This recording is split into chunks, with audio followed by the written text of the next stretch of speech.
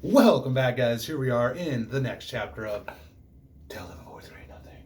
This chapter is called The Flying Train Committee. Flying Train Committee? What in the world? So go ahead and make a prediction about what you think this chapter is going to be about. Flying Train Committee. Make that prediction now. Done? We got it. All right, here we go.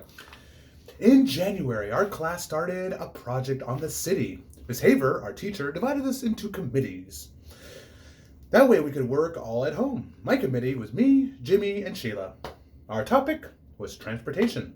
We decided to make my apartment the meeting place because I'm the only one of the three of us who's got his own bedroom. In a few weeks, each committee has to hand in a booklet, a poster, and have to be ready to give an oral presentation. The first day we got together after school, we bought a yellow postboard. Jimmy wanted a blue one, but Sheila talked him out of it. Yellow was a brighter color. Sheila thinks she's so much smarter than Jimmy. After we bought the yellow postcard, we went to the library. We took our 7 books on transportation. We wanted to learn all we could about speed, traffic congestion, pollution. We arranged to meet on Tuesdays and Thursdays. Our first few committee meetings turned out like this. We got to my place by 3:30. We had a snack. We played with dribble. Sheila gave up on cooties when Fudge lost his front teeth. But it still isn't much fun to have her hanging around. She's always complaining that she got stuck with the worst committee. And that me and Jimmy fool, we only put up with her because we have no choice. Sheila and Jimmy have to be home for supper before 5:30. So at 5 o'clock, we start cleaning up. We keep our equipment under my bed in a shoebox. Sheila carries our committee booklet back and forth with her. She doesn't trust us enough to leave it at my house.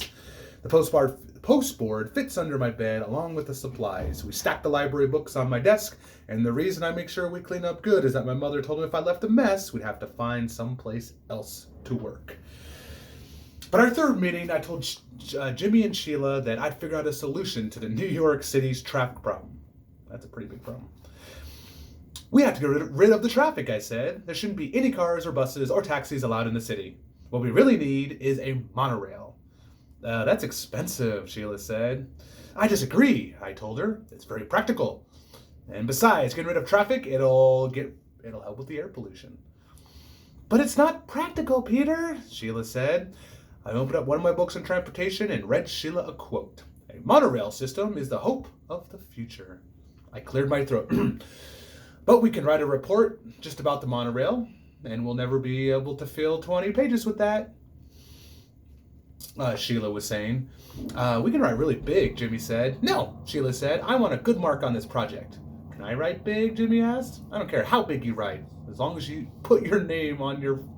As long as you put your name on 5 pages. That's not fair. This is supposed to be a group project. Then don't write big, Sheila said. Okay, I'll write so small, said Mrs. Haver. Well, I need a little microscope. Very funny, Sheila said. Look, I told him, I think all of our written work should be in the same handwriting. That's the only fair way. Otherwise, Mrs. Haver will know who did what, and it won't be a group project. Well, that's a good idea. So which one of us has the best handwriting? Jimmy asked. Me and Jimmy looked at Sheila. Well, I do have a nice, even script. Me and Jimmy designed the whole poster ourselves. We used the pros and cons of each kind of transportation. It was really clever. We divided a chart into land, sea, and air, and we planned an illustration for each. With the airplane done in silver sparkle letters, and also with magic marker.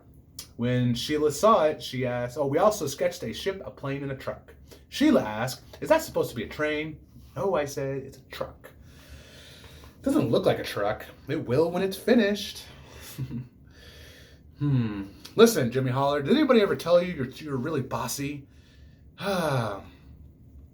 Working together doesn't mean you give us orders, Jimmy said. My feelings exactly, I thought. Man, she stormed off. I hope she never comes back, Jimmy said. She'll be back, I told him. We're her committee. Jimmy laughed. Well, we're going to be one happy committee. I was glad that the next week would be our last committee meeting after school. I was a little sick of Sheila, and I was getting sick of transportation. The next day, when I came home from school, I went in my bedroom to see Dribble like I always do. Fudge was sitting in there, sitting on my bed. Why are you in my room? He smiled. You know you're not supposed to be in here. This is my room. Want to see? See what? Want to see? What are you talking about? And he jumped off the bed, crawled underneath it, came up with my poster and said, see, pretty. What did you do? What'd you do to our poster? And it was covered with scribbles in every magic marker. It was ruined. It was a mess and it was ruined. I was ready to kill for a Fudge. I grabbed the poster, ran to the kitchen, and showed my mother. I could hardly speak. Look, I said. Just look at what he did to my poster. How could you let him? Don't you care about me? I asked. I threw the poster down and ran into my room, and I slammed the door. Soon I heard my mother hollering and then Fudge crying. After a while, my mother knocked on the bedroom. Peter, may I come in? I didn't answer. I'm very sorry, she said. I didn't say anything. Peter, please listen. Don't you see, Mom? I can't ever do my homework because I'm messing it all up. It just isn't fair. I wish I was never born. Never. I hate him. You don't hate him, my mother said. You think you do. Don't tell me. I mean it. I really can't stand that kid. You're just angry. I know that I don't blame you, and Fudge had no right to touch her poster. So I spanked him. You did? I asked. Fudge never got spanked, ever. My parents didn't believe in spanking. You really did? Yes, my mother said. Hard? On his backside, she told me.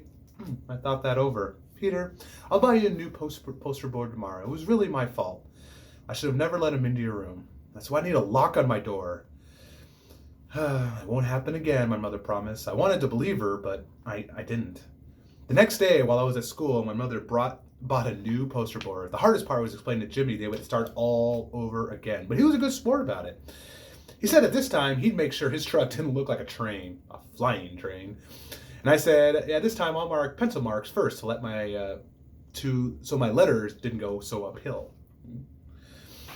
Our committee met that afternoon, and Sheila didn't mention the last time. Neither did we. Me and Jimmy worked on the poster while Sheila copied our written work into the booklet. We'd be ready to give our old report to the class on Monday. By 5 o'clock, we finished our poster, and Sheila was almost done with the covering for our book. Jimmy walked over and stood behind her, and after a minute, he yelled, "What do you think you're doing?" I got up from the floor and joined them. I looked at the cover. It was pretty nice. It said, "Transportation in the City." Under that, it said, "By Sheila, Peter, and James."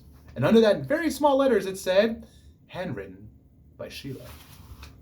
Now I knew why Jimmy was mad. How could you? Sheila didn't say anything. It's not fair. We didn't put our names on the poster.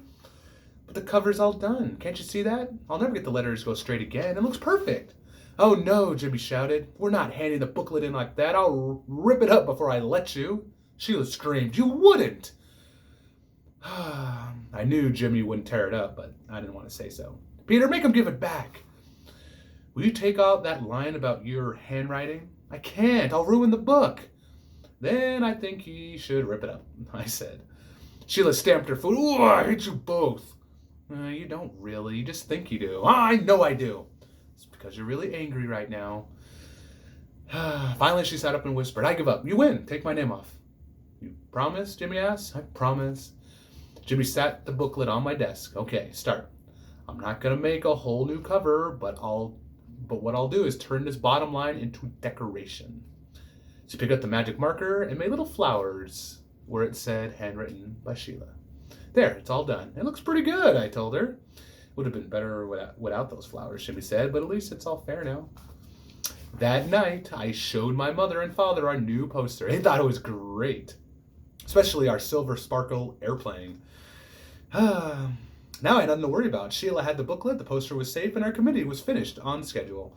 I went to my room to relax, and Fudge was sitting on the floor near my bed. My shoebox of supplies was in front of him. His face was a mess of magic markers. And he was using my extra sharp scissors to snip away at his hair. And the hair he snipped was dropping into Dribble's bowl. See, he says he fudge barber. That night I found out hair doesn't hurt turtles. I picked up every strand from his shell, cleaned out his bowl, and washed off the rocks. He seemed very happy. Two things happened the next day. One was my mother had to take Fudge to a real barber. He had plenty left up there that they had to fix.